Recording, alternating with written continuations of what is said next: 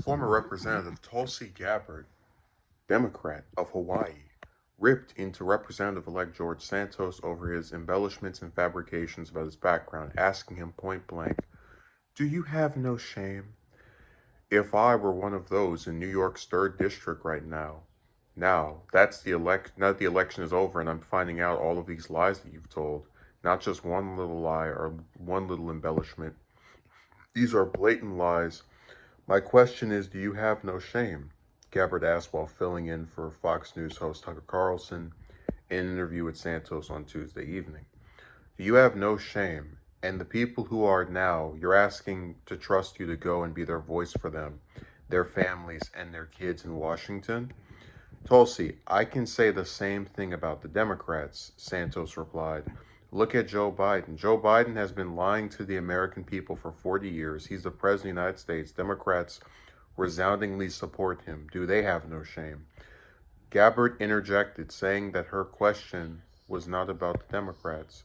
Santos has emerged from days of silence following reports from the New York Times and other outlets this month that revealed misrepresentations, fabrications, and lies about his personal background. In various interviews with the New York Post and elsewhere this week, Santos has admitted to embellishing his resume, including saying that he did not graduate from college and that he did not work directly for financial giants Citigroup and Goldman Sachs. Santos says a poor choice of words led to confusion about his work history, insisting that he did business with both companies and helped make capital introductions through limited partnerships. He relayed some of that explanation in the interview with Gabbard. He has also come under fire for representing himself as an American Jew and saying that his maternal grandparents fled Europe during World War II, even though reports have emerged that those grandparents were born in Brazil before the war. Gabbard pressed Santos on these points. My heritage is Jewish. I've always identified as Jewish. I was raised a practicing Catholic.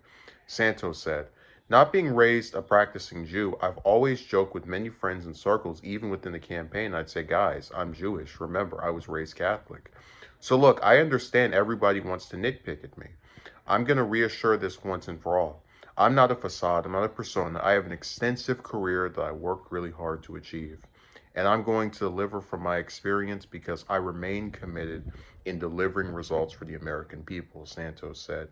Gabbard later ended the interview with sharp words for the 34-year-old incoming congressman. Congressman-elect Santos, we've given you a lot of time.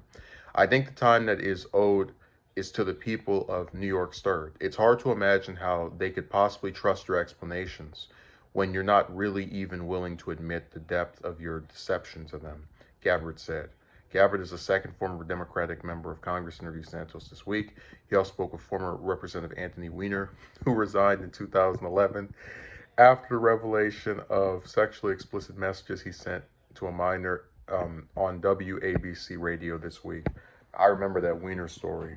It'll never not be. And I know a lot of people like to say that politics should be about, actual substantive issues and discussions about what are the best policies to enact to help the most people in the U.S. But I'll never forget when I was 13,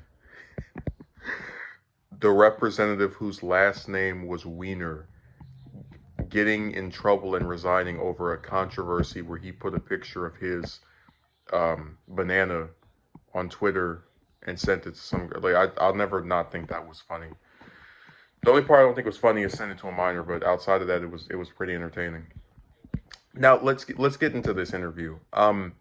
So Gabbard asking him if he has any shame is really funny, as anyone who's familiar with her knows that she originally was someone who supported Sanders, this big progressive, and then she jumped from the entire Democratic Party over cancel culture, even though Republicans actively try to ban various things as well. I mean, you just had, what was it, um, Josh Hawley a few days ago talking about like why we should get rid of internet porn. I mean, it just her reasons for leaving were really goofy. They had very little to do with actual substantive issues.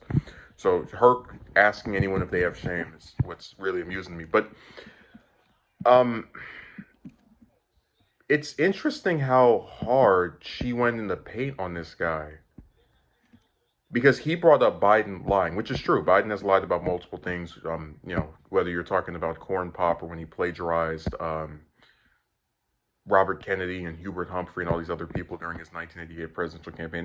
There's plenty of stuff to get upset with Biden over, and you can find multiple positions of his that changed over time because of how we just can't seem to get a consistent record of this man.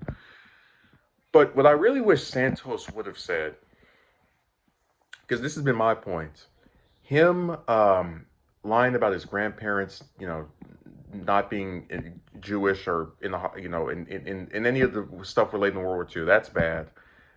Him lying about not having a degree is not good. Him lying about whatever other personal detail about himself is not ideal.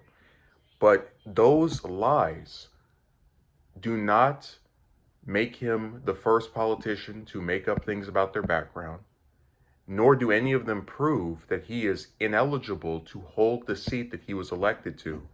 And I really wish, and again, it's like I'm not a fan of people that don't tell the truth, but that's American politics. Pretty much anybody you vote for has said something or made some public statement that later turned out to be complete trash. So I don't know, I'm in this position where I don't defend him lying, but I find it very weird for people to like specifically take issue with him when they all do it. Um,